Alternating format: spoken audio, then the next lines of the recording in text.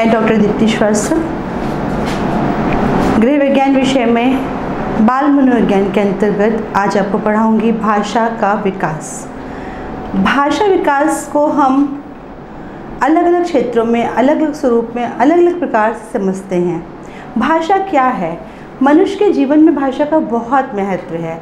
भाषा मानव को अन्य प्राणियों से अलग करती है। अगर मानव भाषा का प्रयोग ना करता होता तो वो भी जानवरों के समान ही माना जाता।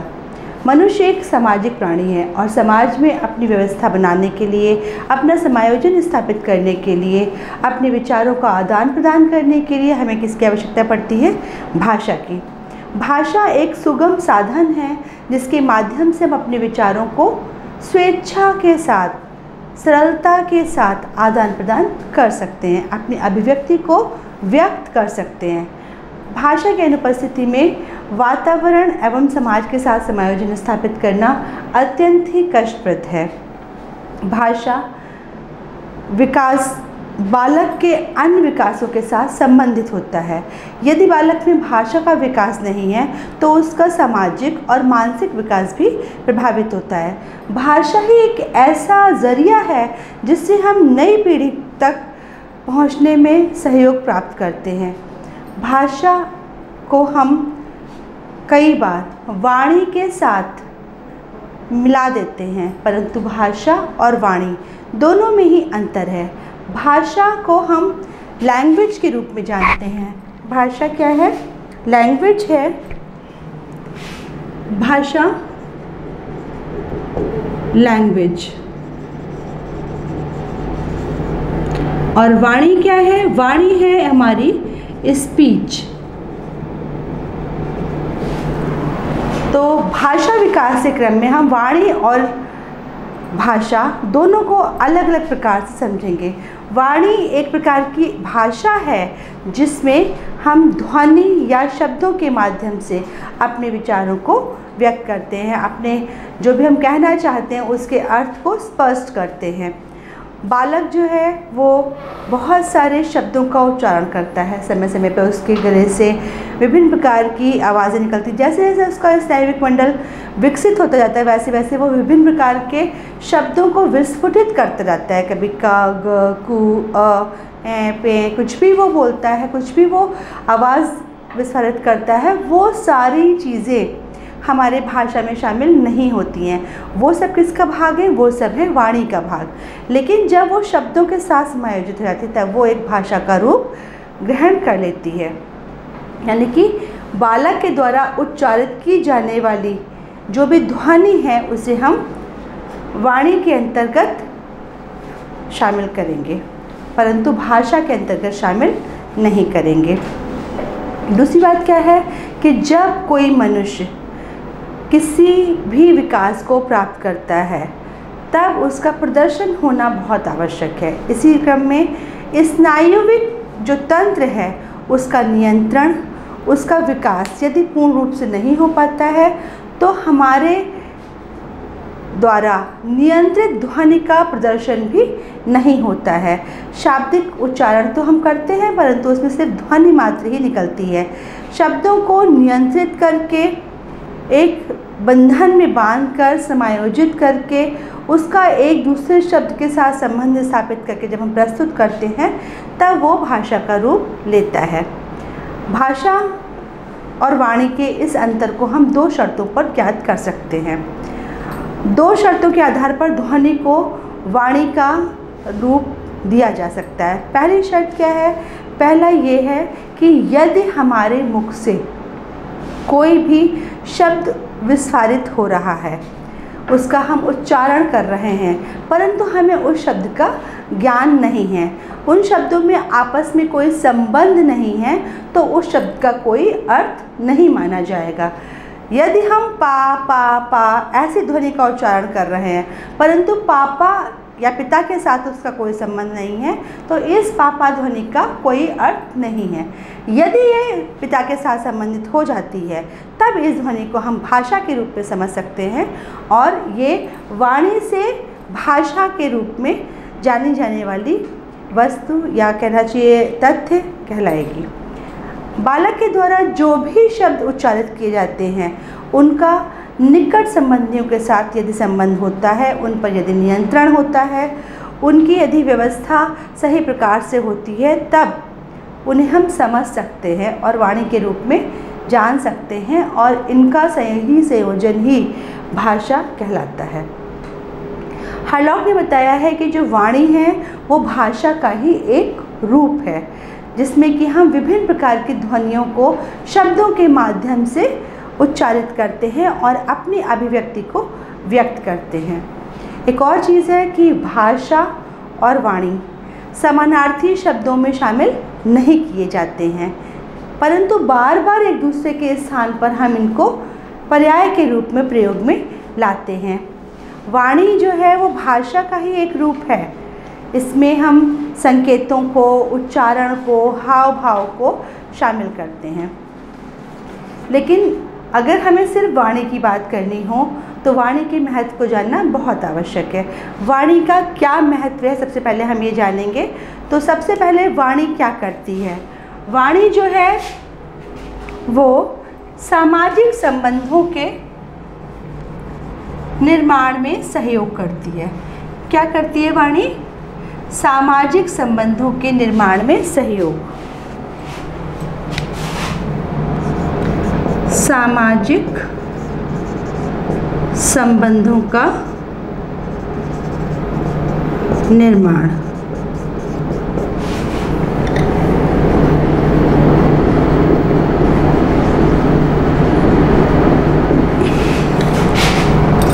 दूसरा काम क्या करती है वाणी? दूसरा, सामाजिक मूल्यांकन में लाभप्रद है।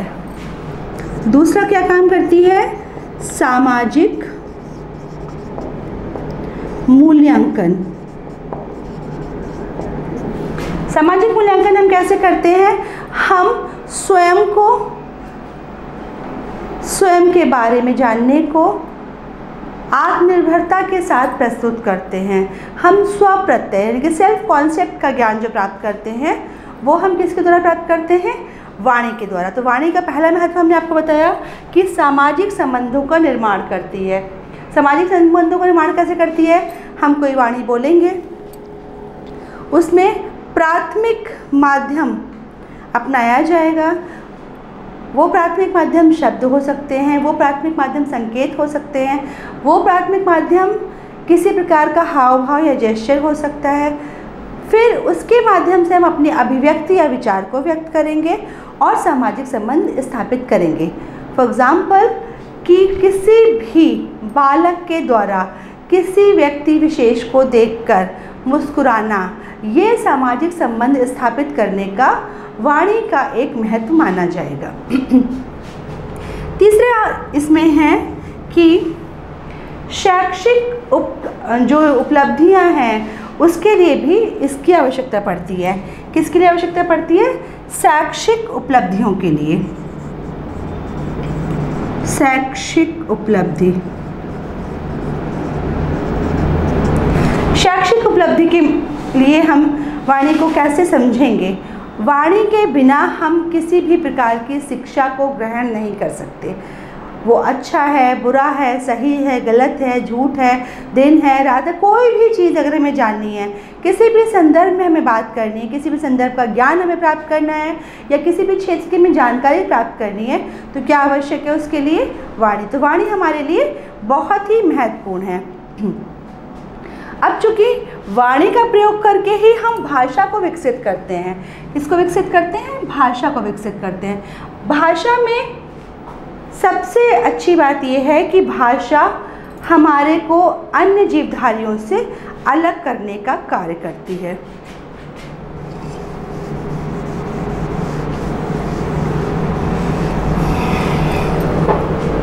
क्या करती है भाषा? सभी जीवधारियों से हमें अलग करती है। दूसरा क्या करता है भाषा? भाषा विचार विनिमय का एक संबंध है। जो भी हमारा थॉट है, जो भी हमारा विचार है, उसको वो हमारी व्यवस्थाओं के साथ, हमारे संबंधों के साथ जोड़ती है। तो भाषा क्या है? वो विचार विनिमय का एक साधन है। तीसरी चीज़ है कि भाषा की जो नियंत्रित वस्तु है वो क्या है? विषय वस्तु। मतलब कि भाषा बिना विषय वस्तु के प्रस्तुत नहीं की जा सकती है। भाषा की एक नियंत्रित विषय वस्तु होना अत्यंत आवश्यक है। चौथी चीज़ है कि भाषा में सुदृढ़ वृत्तियाँ और आधार होते हैं।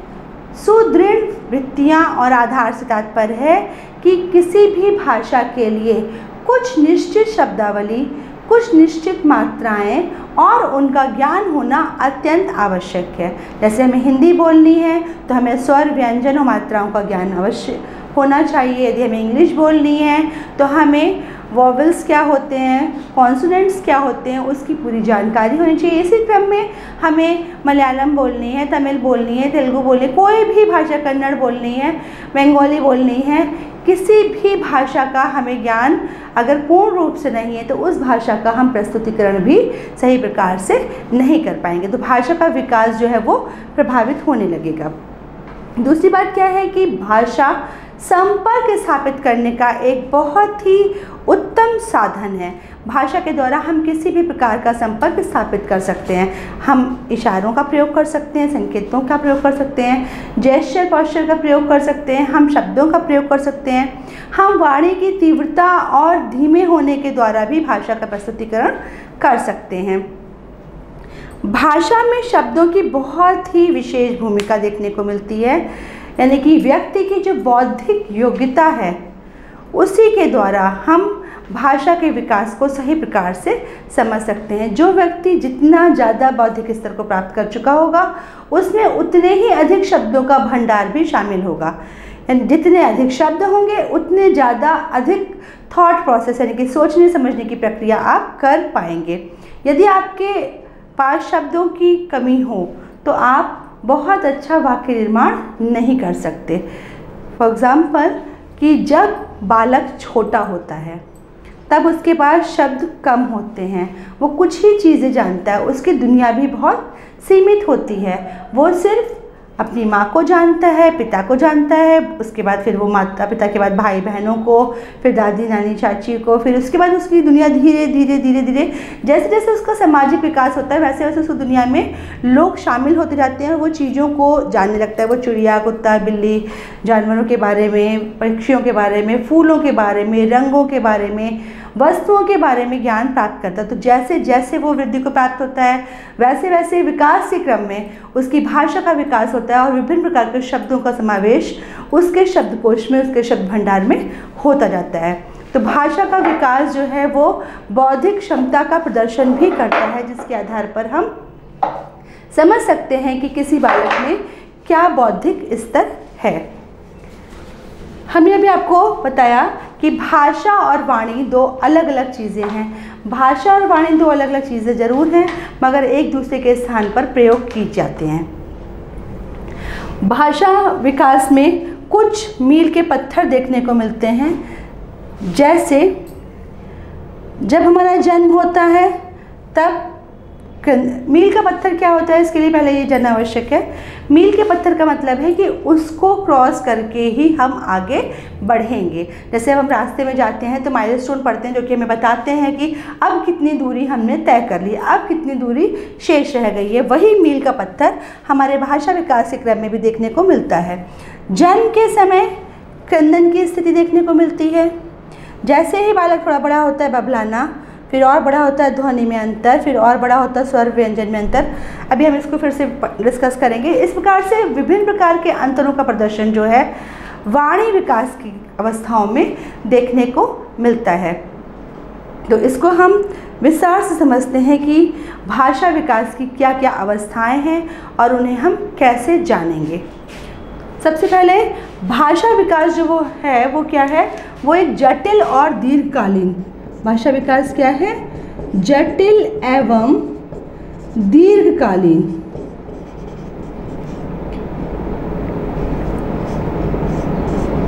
दीर्घकालीन प्रक्रिया। इसको जटिल और दीर्घकालीन इसलिए कहा गया है क्योंकि इसमें बहुत सारे परिवर्तन देखने को मिलते हैं, बहुत सारे कॉम्प्लिकेशंस देखने को मिलते हैं और चूंकि एक लंबे समय तक चलती है, इसका प्रारंभ तो जन्म के साथ ही हो जाता है, मगर जैसे जैसे हमारा स्नायुविक मंडल का विकास होता है वैसे वैसे इसमें विभिन्न प्रकार के परिवर्तन भी देखने को मिलते हैं। तो जटिल और दीर्घकालीन प्रक्रिया है। भाषा की जो प्रक्रिया है उसका प्रारंभ कहाँ से होता है? जन्म के साथ। शिशु जन्म के समय ही सर्वप्रथम क्या होता है? क्रंदन। क्रंदन क्या है? रोना। इसे हम क्राइंग भी कहते हैं।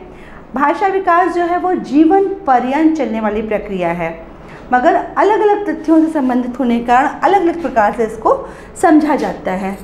दूसरी चीज़ क्या है कि जो अवस्थाएं हैं उनको हम इसके द्वारा समझेंगे। पहला हमने आपको बताया कि भाषा विकास में मील का जो पत्थर आता है वो क्या है? जन्म के समय क्रंदन का होना। तो यही हमारी अवस्थाओं में भी देखने को मिलेगा। सबसे पहले जो अवस्था है उसमें क्या आता है? वाणी पूर्व अभिव्यक्ति के प्रकार, यानी कि जब हम बोलना प्रारंभ कर रहे हैं, अभी यहाँ पर रोने की व्यवस्था है, तो ये कहाँ है? ये हमारे जन्म के बाद तो प्रारंभ हुआ, परंतु हमारे बोलने से पहले प्रारंभ हुआ। तो इसमें दो चीज़ें देखने को मिलती हैं। पहली चीज़ क्या देखने को मिलती है? पहला देखने को मिलता है pre speech formation. Pre speech की जो अवस्था है, यानी कि जो अवस्थाएं हैं,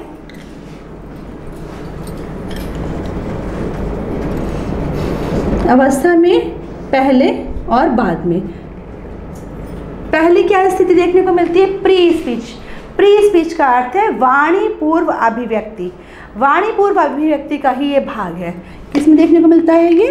वाणी पूर्व अभिव्यक्ति।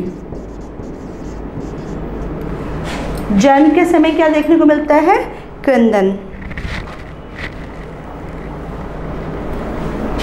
फिर देखने को मिलता है, क्रंदन को हम रोना भी कहते हैं, क्राइंग भी कहते हैं। फिर देखने को मिलता है कूकना या बबलाना।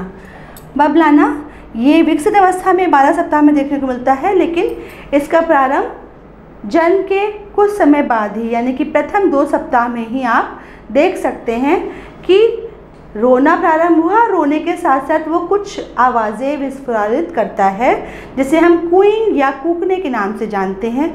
इसके बाद 2 माह तक का जो बालक होता है वो बबलाना भी प्रारंभ कर देता है। बबलाने का अर्थ होता है किसी भी शब्द को बार बार रिपीट करना, दोहराना, जैसे बाबा बाबा, मामा मामा, पापा पापा। ये जो प्रक्रिया है जिसमें कि हमारे होठों को मिलता हुआ देखा जा सकता है, ये व्यवस्था बैबलिंग या बबलाना कहलाती है। इसके बाद तीसरी चीज़ आती है, तीसरी अवस्था जो है, वाणी पूर्व की ही बात हो रही है अभी। तीसरी अवस्था हमारी आती है जेस्चर की। जेस्चर जो है वो बबलाने के बाद देखने को मिलता है। तो पहला हमने आपको बताया क्रंदन, दूसरा हमने आपको बताया बबलाना या कूकना, और तीसरी अवस्था देखने को मिलती है हाव भाव। हाव भाव को हम जेस्चर कहते हैं। जेस्चर में हम शिशु को मुंह से भोजन निकालते हुए देखते हैं, हाथ पैर चलाते हुए देखते हैं। जैसे मान लीजिए शिशु को भूख लग रही है तो वो हाथ पैर चलाएगा, रोएगा, या शिशु का पेट भर गया है, अब वो भोजन नहीं करना चाहता लेकिन वो बोल नहीं सकता, तो वो अपने हाव भाव के माध्यम से अपना मुंह हटाएगा भोजन के पास से, हाथ पैर चला के आपको हटाने का प्रयास करेगा। तो ये व्यवस्था जो है वो ये दर्शाती है कि वो अपने जेस्चर के माध्यम से अपनी वाणी का, अपनी भाषा का प्रदर्शन कर रहा है। इसके बाद दूसरी चीज़ आती है वास्तविक भाषा की अभिव्यक्तियाँ। तो हमारा क्राइंग, कूइंग, बैबलिंग और जेस्चर खत्म हो गया है। ये प्री स्पीच फॉर्मेशन की व्यवस्थाएं हैं। अब हमारा दूसरा क्या आता है? वाणी पूर्व से खत्म हो गया, अब हमारा वाणी के बाद की स्थिति, यानी कि वास्तविक भाषा की अभिव्यक्तियाँ। वास्तविक भाषा अभिव्यक्तियाँ।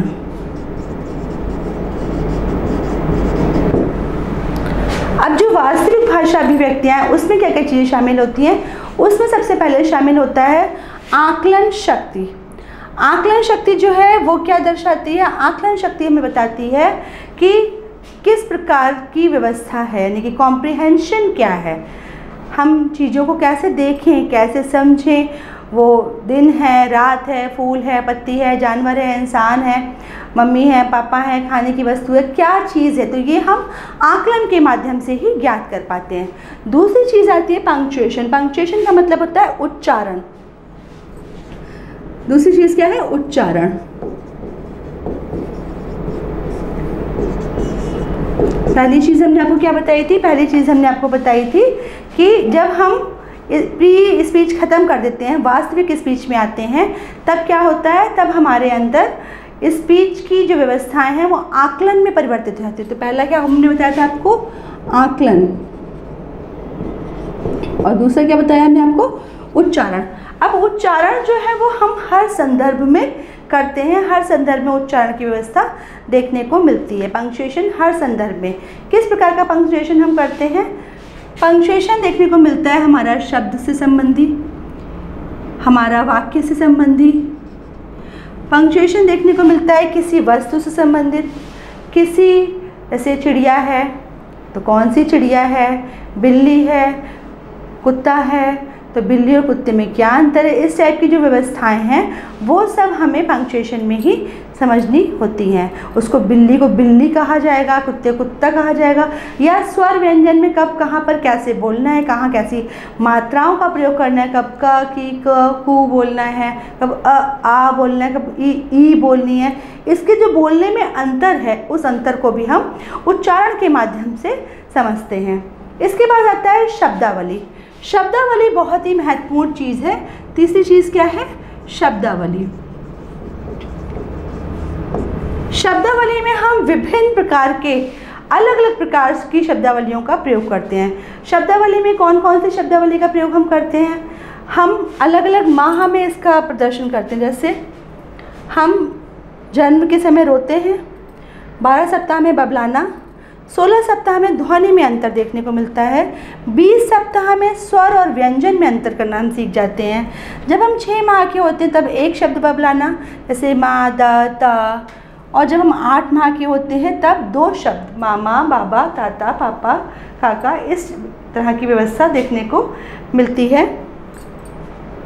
इन व्यवस्थाओं को हम सिर्फ और सिर्फ शब्दावली के रूप में ही प्रयोग नहीं करते हैं, इनका एक विकसित समय काल भी है।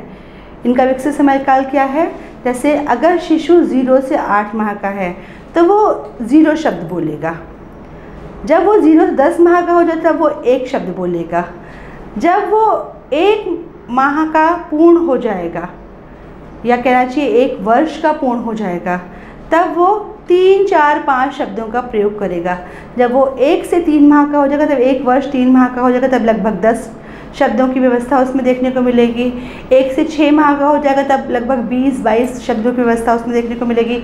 तो शब्दों की व्यवस्था भी जैसे जैसे वो विकास को प्राप्त करेगा उसी क्रम में बढ़ती जाएगी। और शब्द कोश में, शब्द भंडार में शब्द संख्या बढ़ने पर जब आप नए वाक्य का निर्माण करेंगे, जैसे पहली बार में बच्चा सीखेगा माँ, फिर माँ, फिर माँ मेरी, फिर माँ मेरी है, माँ मेरी है मुझे, माँ मेरी है मुझे खाना, माँ मेरी है मुझे खाना दो, माँ मेरी है मुझे खाना दे रही है। कुछ इस प्रकार से वो शब्दों का संयोजन करता रहता है, और जैसे जैसे उसके अंदर शब्दकोश में, शब्द भंडार में शब्दों की संख्या बढ़ती जाती है, वैसे वैसे वो 1 शब्द, 2 शब्द, 3 शब्द, शॉर्ट सेंटेंसेस, फिर लॉन्ग सेंटेंसेस, फिर वो पूरा पैराग्राफ आपके सामने प्रस्तुत कर सकता है। इसके बाद चौथी चीज़ आती है वाक्य निर्माण की वाक्य रचना। पहले क्या था? शब्दावली में शब्द हो, उसका वो उच्चारण कर पाए, उसके बाद फिर वो वाक्य रचना कर पाए। वाक्य रचना में भी उसे सही गलत और क्या वाक्य में होना चाहिए उसको सिखाया जाता है बच्चे को कि ये पर्यायवाची हैं, ये जो है पर्यायवाची नहीं है, ये शब्द जो है आगे लगाने पे इसमें ये परिवर्तन हो जाएगा, ये शब्द पीछे लगाने पर इसमें ये परिवर्तन हो जाएगा।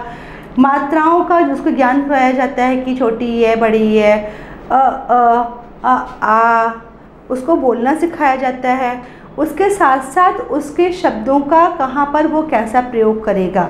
कई बार क्या होता है कि एक से बोले जाने वाले शब्दों के अर्थ अलग अलग होते हैं। अब उन अर्थों का अलग अलग सेंटेंस में वो अलग अलग प्रयोग कैसे करेगा। फॉर एग्जाम्पल सन, सन, एक सन का अर्थ होता है बेटा और एक सन का अर्थ होता है सूरज। अब वो किस सेंटेंस का कहाँ प्रयोग करेगा, किस शब्द को किस सेंटेंस में कैसे डालेगा, ये ज्ञान अब उसको प्राप्त करना होता है। और जैसे जैसे उसके शब्दकोश में, शब्द भंडार में शब्द बढ़ेंगे, वो इसको सरलतापूर्वक कंप्लीट कर लेता है। तो हमने आपको बताया कि आकलन, उच्चारण, शब्दावली, और उसके बाद हमने आपको बताया वाक्य रचना बालक में देखने को मिलती है, और अवस्थाओं के साथ ये व्यवस्था बढ़ती जाती है। अलग अलग माह में अलग अलग प्रकार की व्यवस्था देखने को मिलती है। 16 सप्ताह में हमने आपको बताया ध्वनि में अंतर वो कर लेता है, वो पहचान लेता है कि ये पुरुष की ध्वनि है, बिल्ली की ध्वनि है, बर्तन की ध्वनि है। 20 सप्ताह में वो स्वर और व्यंजन में अंतर कर लेता है। 6 माह में एक शब्द बबलाना, 8 माह में 2 शब्द बबलाना, 12 माह में वो कुछ शब्दों को समझना प्रारंभ कर देता है। 18 माह में बबलाता तो है परंतु लगभग 20 शब्दों को समझ जाता है। 24 माह में 50 शब्द और 30 माह में उत्तरोत्तर वृद्धि को प्राप्त करते हुए वो ज़्यादा शब्दों को समझने लगता है, लगभग 500 के आसपास वो शब्दों को समझ जाता है। और इसी प्रकार 36 माह का होने पर वो लगभग 1000 शब्दों को समझ जाता है। लेकिन इस वास्तविक अभिव्यक्ति के दौरान विकास के जो मील के पत्थर हैं, यानी कि भाषा विकास के क्रम में जो मील के पत्थर हैं, उनसे होकर वो गुजरता है, और इन मील के पत्थरों को जब वो प्राप्त कर लेता है तभी वो भाषा विकास के सिद्धांतों को सही प्रकार से प्रस्तुत कर पाता है। अब भाषा विकास को हम किस प्रकार से और समझ सकते हैं। हमने अभी आपको बताया था कि शब्दावली जो है बालक में विकसित रूप में देखने को मिलती है, तो कुछ विशिष्ट शब्दावली जो है वो बालक में देखने को मिलती है, जैसे रंग संबंधी शब्दावली। कैसी शब्दावली, इसको आप चाहे तो ध्यान भी रखें, कई बार पूछा भी गया है ये प्रश्न कि कौन सी शब्दावली जो है, किस प्रकार की शब्दावली किस आयु के दौरान जो है देखने को मिलती है।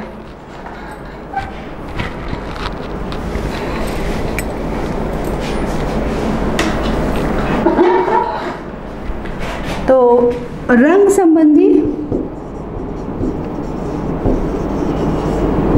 शब्दावली जो है ये लगभग 4 से 6 वर्ष में बालक जानता तो है ये लाल है, पीला है, नीला है, लेकिन लाल को लाल कहेंगे, पीले को पीला कहेंगे, वो ये आइडेंटिफाई कब कर पाता है, जब वो 4 से 6 वर्ष का हो जाता है। कि प्राथमिक और द्वितीयक रंगों का ज्ञान जो है बालक को कब होता है, जब वो 4 से 6 वर्ष का होता है। उसे ये नहीं पता कि कौन सा रंग मिलाने से कौन सा रंग बनेगा, लेकिन इस रंग को क्या कहते हैं वो ये सरलतापूर्वक बता लेता है।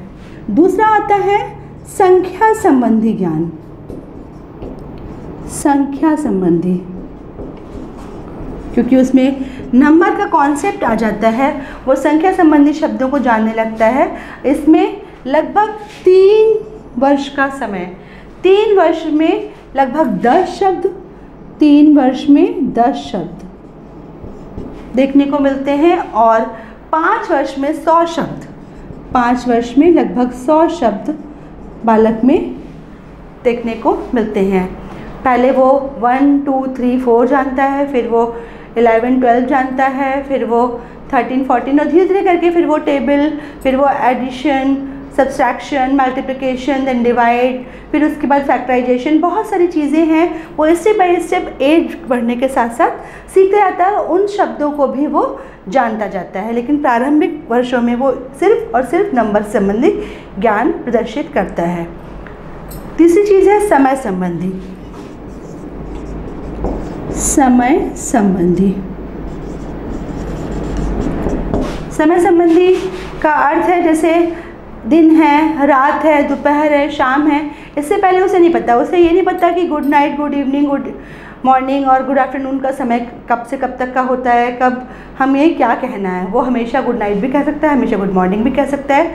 समय का उसको बहुत ज़्यादा ज्ञान नहीं होता है, लेकिन जैसे जैसे वो विकास को प्राप्त करता है, उसकी भाषा का विकास होता रहता है, वैसे वैसे वो ठंडी, गर्मी, सर्दी है, धूप है, छाँव है, सूरज निकला नहीं निकला, उसकी टाइमिंग कब कैसी हो रही है, दिन है, उसको वो आराम से सरलतापूर्वक समझने लगता है। इसके बाद चौथी चीज़ आती है अशिष्ट शब्द भंडार। अशिष्ट शब्द भंडार। अशिष्ट शब्द भंडार से क्या तात्पर्य है? इसके लिए लगभग 6 वर्ष से 13 वर्ष तक की आयु के बालकों में ये शब्द भंडार देखने को मिलते हैं। इसमें कभी कभी बालक गोपनीय शब्दों का भी प्रयोग करते हैं, परंतु ये जो शब्दों का प्रयोग होता है वो उनके आपस में ही होता है। इससे वो दूसरों से छिपाने में आनंद की अनुभूति करते हैं। 6 से 13 वर्ष के विशेष तौर पर लड़कों में अशिष्ट शब्दावली या स्लैंग वोकैबुलरी जो है वो देखने को मिलती है। नेक्स्ट आता है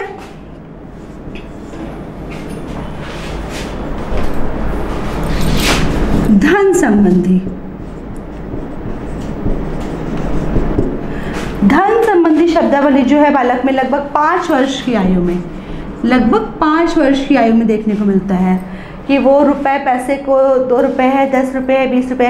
इससे पहले के बच्चे को अगर आप कहेंगे कि कॉइन है 5 रुपये के और 5 रुपये है, कि दोनों में से कौन सा आपको लेना है, तो वो हमेशा कहेगा कि मुझे कॉइन लेना है, क्योंकि वो देखने में ज़्यादा है। लेकिन 5 वर्ष तक का बालक जो है वो कॉइन और नोट को एक है ये समझ जाता है, उसके बारे में वो जानकारी प्राप्त करता है।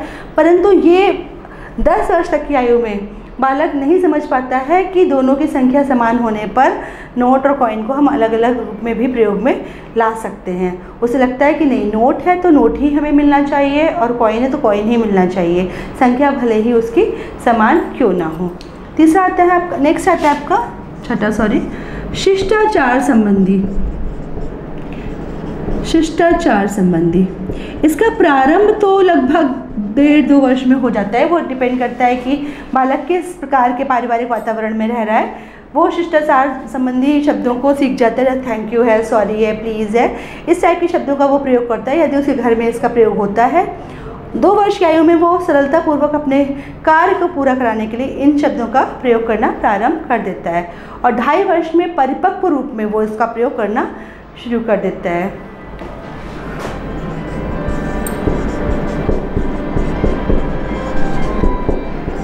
नेक्स्ट है सौगंध संबंधी। इन शब्दों का प्रयोग जो है बालक ध्यान आकर्षण करने के लिए, अपने बड़ों से जिद को मनवाने के लिए विशेष रूप से करता है। वो अपनी बात को सही साबित करने के लिए भी सौगंध संबंधी शब्दों का प्रयोग करता है। चौथी चीज आती है वाक्य निर्माण।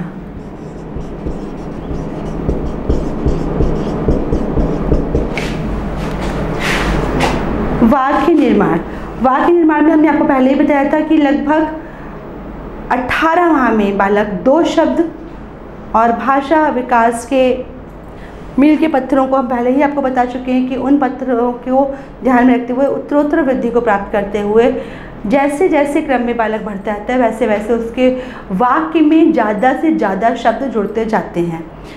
शुरू के वर्षों में बालक को सिखाया जाता है कि आपको निबंध कैसे लिखना है। उसको जानवर पे निबंध अगर बताया गया, किसी त्यौहार पे बताया गया, तो वो चीज़ों को रटता है और वही 8-10 लाइनें वो याद करता है, क्योंकि उसका शब्द भंडार कम है। लेकिन जैसे जैसे वो बड़े कक्षा में प्रवेश करते रहता है वो निबंध में अपने शब्दों का समायोजन करना प्रारंभ कर देता है, सीख जाता है और बड़े निबंध को भी लिख सकता है।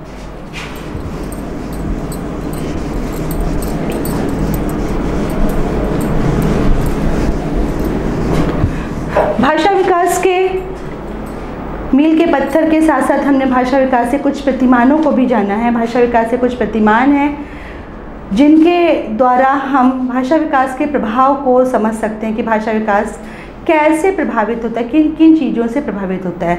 पहला है हमारा शारीरिक स्वास्थ्य। शारीरिक स्वास्थ्य, यदि हमारा स्वास्थ्य अच्छा है तो हम जल्दी चीज़ों को ग्रहण कर लेते हैं और जल्दी अपने व्यवहार में उनको शामिल कर लेते हैं। दूसरी चीज़ आता है लिंग भेद। लड़कियों में भाषा विकास लड़कों की अपेक्षा तीव्र गति से होता है। उनके शब्द भंडार में ज़्यादा शब्द होते हैं और प्रस्तुतिकरण उनका ज़्यादा होता है जब वो 12 वर्ष तक की आयु के अंतर्गत शामिल की जाती हैं।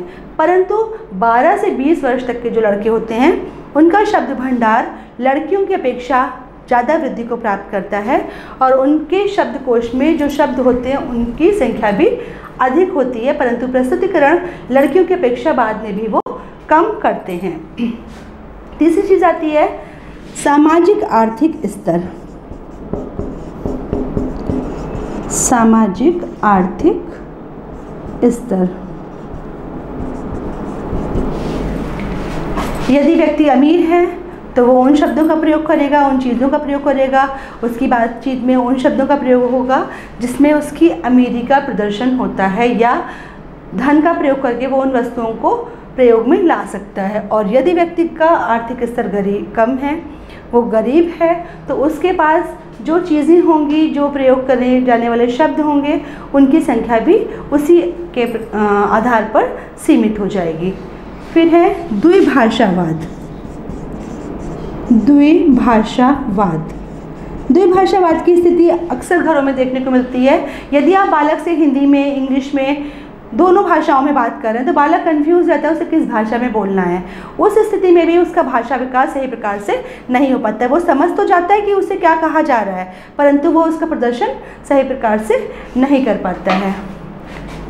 पांचवी चीज़ है शारीरिक रचना।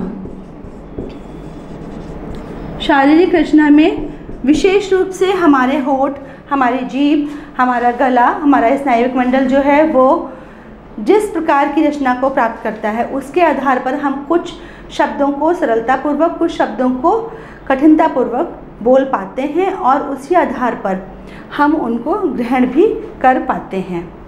इसके बाद हमारा आता है बुद्धि। बुद्धि भी हमारे भाषा विकास को प्रभावित करती है। बुद्धि का स्तर अधिक है तो ज़्यादा जल्दी चीज़ें समझ जाएंगे, हम कम शब्दों में ज़्यादा बात को समझ सकते हैं। और यदि बुद्धि स्तर हमारा कम है, हमारा IQ लेवल कम है, तो हम कम चीज़ों को समझ पाएंगे। हमारे पारिवारिक संबंध और परिवार का आकार भी इसमें बहुत महत्वपूर्ण भूमिका निभाता है। पारिवारिक आकार और संबंध। यदि हमारे परिवार में माहौल अच्छा है, हमारे परिवार का आकार छोटा है तो, और यदि हमारे परिवार में माहौल बहुत ख़राब है और परिवार का आकार बहुत बड़ा है, तो दोनों ही परिस्थिति में जिस प्रकार के शब्दों का प्रयोग हमारे परिवार में हो रहा होगा, बालक भी उसको चूँकि कॉपी करेगा तो वो वैसे ही शब्दों को सीख जाएगा। अगर स्लैंग लैंग्वेज यूज़ होती है तो बालक स्लैंग लैंग्वेज यूज़ करेगा, और अगर रेस्पेक्टिव भाषा में बात होती है उसमें जो है अच्छे शब्दों का प्रयोग होता है, शिष्टाचार संबंधी बातें होती हैं, तो बालक भी उसी प्रकार के शब्दों का प्रयोग अपनी बातचीत में करेगा।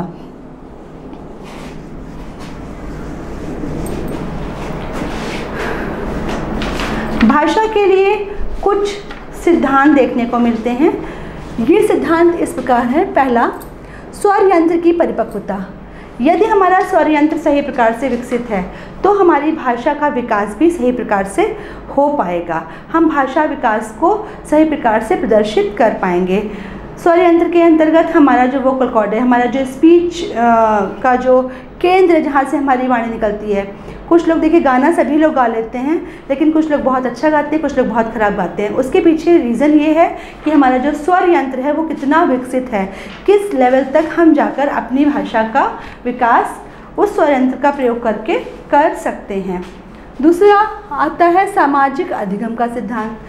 बेंडरा नामक एक मनोवैज्ञानिक हैं, उन्होंने सामाजिक अधिगम का सिद्धांत भी बताया है।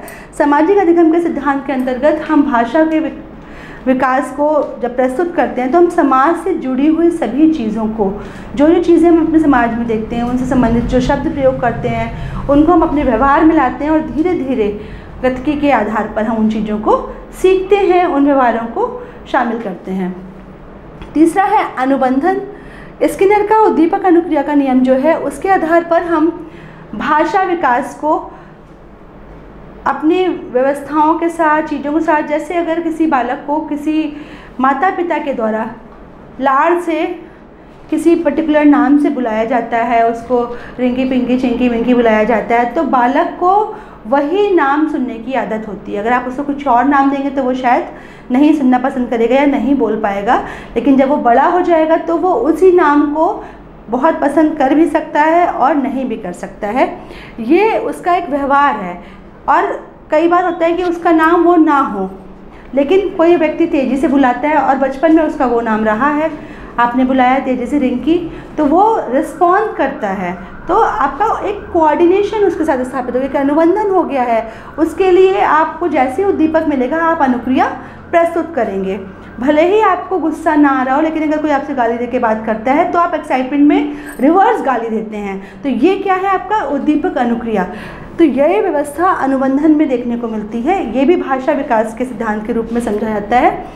इन तीनों के अतिरिक्त भाषा विकास के सिद्धांत में स्नायविक आधार शक्ति को भी बहुत महत्व दिया गया है, जिसमें कि बताया गया है कि हमारा जो मस्तिष्क है उसका राइट साइड और लेफ़्ट साइड कैसे वर्क करता है। यदि हमारा सेरेब्रल का लेफ़्ट सेरेब्रल हेमिस्फीयर विकसित हो गया है तो राइट साइड जो है वो फंक्शनिंग कम कर पाता है, और अगर राइट साइड विकसित हो गया है तो लेफ़्ट साइड फंक्शनिंग कम कर पाता है। इसके लिए चॉम्स्की ने जेनरेटिव ग्रामर का सिद्धांत प्रस्तुत किया है। इसे हम इस प्रकार समझ सकते हैं, इन्होंने बताया है कि जो बालक होता है उस बालक में एक बिल्ड सिस्टम होता है, उस बिल्ड सिस्टम को हम भाषा विकास क्रम में लैंग्वेज एक्विजिशन डिवाइस के रूप में समझते हैं। इसमें क्या होता है कि जो भी शब्दों का उच्चारण हम करते हैं, जो इनपुट हम बच्चे को देते हैं, वो उसको प्रोसेसिंग के दौरान समझता है और समझकर अपने वाक्य शक्ति के आधार पर आउटपुट में वही प्रस्तुत करता है। यानी कि लेड क्या है, लैंग्वेज एक्विजिशन सिस्टम। ये एक सिस्टम होता है जो कि हर बालक में बिल्ड होता है। कुछ बालक देख के सीख लेते हैं, कुछ बालक करके सीखते हैं, कुछ बोलकर सीखते हैं। सबका सीखने का सिस्टम अलग होता है, परंतु सबका लेने का, समझने का और देने का एक प्रोसेस है जो कि लगातार चलता रहता है। इसी क्रम में हम भाषा विकास के जो सिद्धांत हैं इनको ध्यान में रखते हुए भाषा विकास की जो अवस्थाएं हैं, उन अवस्थाओं में जब कभी विकार आ जाता है उसको समझेंगे। तो भाषा विकास में कैसे विकार देखने को मिलता है, कौन कौन सी चीज़ें देखने को मिलती हैं जिसे हम विकार के रूप में समझ सकते हैं। पहला देखने को मिलता है अशुद्ध उच्चारण। क्या देखने को मिलता है? अशुद्ध उच्चारण। अशुद्ध उच्चारण को हम लिस्पिंग कहते हैं। लिस्पिंग, जिसमें हम कुछ शब्दों को गलत तरीके से उच्चारित करते हैं, जैसे श को स, शालिनी को सालनी, रिश्का बोलेंगे रिक्शे को, या हम नमस्कार को नमस्कार बोलेंगे, या इस तरीके के कुछ शब्द जिनका कि उच्चारण हम सही प्रकार से नहीं कर पा रहे हैं, वो हम लिस्पिंग की वजह से अशुद्ध उच्चारण करते हैं। बक्से को बस्का बोलें, लखनऊ को नखलऊ बोले, नीले को लीला बोलें, ऐसे शब्द हम जब प्रयोग करते हैं ये क्या कहलाता है? हमारा अशुद्ध उच्चारण या लिस्पिंग। दूसरी चीज़ आती है अस्पष्ट उच्चारण। अस्पष्ट उच्चारण को आप कैसे समझेंगे? अस्पष्ट उच्चारण जो है वो दूसरा दोष है भाषा का, जिसमें बालक कुछ शब्द तो सही बोलता है मगर कुछ शब्दों को वो ठीक प्रकार से उच्चारित नहीं कर पाता है, उसका अस्पष्ट उच्चारण वो करता है। इसके लिए उसके होठ और जीभ रिस्पॉन्सिबल हो सकते हैं। हो सकता है वो काका को जो है काका ना कह के ताता कहे, ये पॉसिबिलिटीज़ हैं, लेकिन इसके लिए, इस विकार के लिए उसके होठ का सही होना, या वो सही को फही फही बोले, होठों की व्यवस्था ठीक ना हो, होठ कटे हुए हों, जीभ मोटी हो या तालू से जुड़ी हुई हो, स्वरयंत्र पूर्ण रूप से विकसित ना हो, ये संभव है। ठीक है, तो दूसरी चीज़ हमने आपको क्या बताई? अस्पष्ट उच्चारण, इसको बोलते हैं स्लरिंग। तीसरी चीज़ आपकी आती है तुतलाना। तुतलाना जो है एक ऐसी व्यवस्था है जो सामान्यतः छोटे बालकों में देखने को मिलती है, लेकिन जैसे जैसे वो वृद्धि और विकास को प्राप्त करता जाता है, जैसे जैसे वो बड़ा होता जाता है, वैसे वैसे ये प्रक्रिया कम हो जाती है और बालक जो है वो स्पष्ट बातों को प्रदर्शित करने लगता है, स्पष्ट भाषा का प्रदर्शन वो करने लगता है। तो तुतलाने का अर्थ होता है, तुतलाने को हम क्या बोल सकते हैं? तुतलाने को किस एग्जाम्पल से हम समझ सकते हैं? तुतलाने में जैसे हम क को ता बोलें, चा को भी ता बोलें, ला को हम ना बोलें, लेकिन तोतली भाषा का प्रयोग करें। चाचा ने ऐसा किया को हम कहें ताता ने ऐसा किया, हमें लड्डू खाना है, हमें लड्डू खाना है। इस प्रकार की भाषा का जब हम प्रयोग करते हैं तो यह क्या कहलाता है? तुतलाना। इसे हम बोलते हैं स्टैटिंग। इसके बाद आता है हकलाना। हकलाने को हम बोलते हैं स्टेमरिंग। हकलाने में किसी एक शब्द विशेष पर हमारी गाड़ी जो है वो अटक जाती है। हम का चा चा चा चा छा छा छा छा छूट गए, इस प्रकार के शब्दों का प्रयोग करते हैं और पूरा सेंटेंस तो बोल नहीं पाते हैं, लेकिन गाना हम ऐसी अवस्था में सही गा लेते हैं क्योंकि हमें पता है इस शब्द के बाद कौन सा शब्द आना है। जब हम बोलते हैं तो हमारे पास शब्दों की व्यवस्था कब क्या बोलना है एक के बाद एक कभी होती है कभी नहीं होती है, और जो बच्चे हकलाते हैं उनके पास लगभग नहीं होती है। इसमें सुधार भी कर सकते हैं, हम शीशे के सामने बोलें या हम इसकी बार बार प्रैक्टिस करें तो हम इसका प्रदर्शन कर सकते हैं। इसे हम बोलते हैं स्टेमरिंग, स्टेमर करना। इसके बाद आता है तीव्र अस्पष्ट वाणी। कई बार क्या होता है हम अपनी बात को सिद्ध करने के लिए बहुत तेज़ी से बोलते हैं और हम शब्दों को सही प्रयोग तो करते हैं मगर उसका प्रदर्शन सही नहीं करते हैं। हम जब जल्दी में बोलते हैं, जैसे मुझे घर जाना है, मुझे जाना है घर, मतलब हमने वही चीज़ आगे पीछे बोल दी, तो ये क्या है? अस्पष्ट तीव्र वाणी। इसे हम बोलते हैं क्लैटरिंग। तो ये जो है कुछ वाणी दोष, कुछ वाणी विकार हैं जो कि समानता देखने को मिलते हैं बालकों में। विशेष रूप से होठों की व्यवस्था, जीभ की व्यवस्था, गले की व्यवस्था सही ना होने पर होठों का कटा-फटा होना, गले के जो स्वर यंत्र हैं उनका सही प्रकार से विकसित ना होना, या फिर फेफड़ों में ऑक्सीजन की सप्लाई ठीक प्रकार से ना हो पाने की स्थिति में। जैसे हम लोग गाना गाते हैं, तेज़ी से गाते हैं, एक समय पे जाके सुर हम छोड़ देते हैं क्योंकि सांस अब हम नहीं ले पा रहे हैं, तो ये हमारे विकास पर ही निर्भर करता है। इसकी वजह से इस प्रकार की व्यवस्थाएं देखने को मिलती हैं। Thank you.